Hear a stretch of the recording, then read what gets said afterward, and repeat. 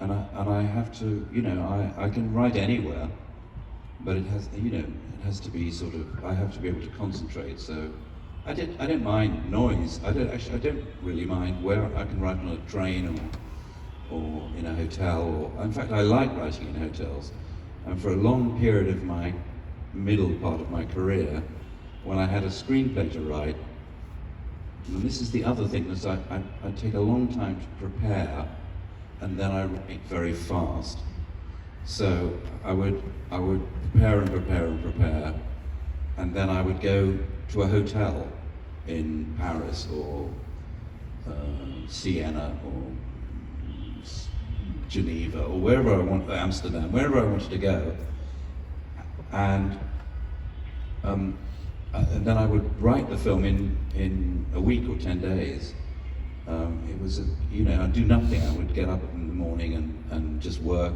And if it was in Paris, I would go to the cinema in the evening, and then, but start early the next morning and write. And that was how I did it. And I think it was when the camera was rolling, he had the greatest instinct to know exactly where to put his head or how to stand in the frame, which is a remarkable gift. You just thought, when you looked at the rushes, you thought, he's in exactly the right place. He's always in exactly the right place.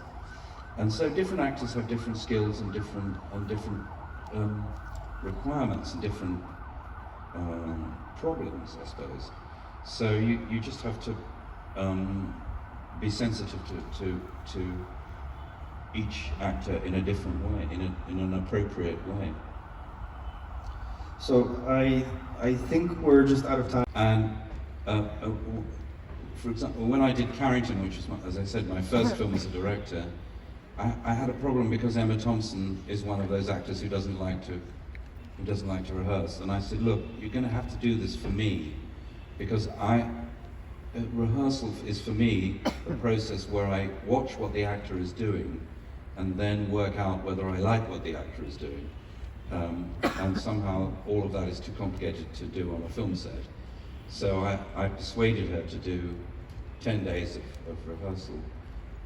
Otherwise, on films where there is no rehearsal, my task is to be there when the director wants me to be on the set, so that I can talk to the actors and talk through. And some actors like to talk about their. I was thinking again of The Secret Agent.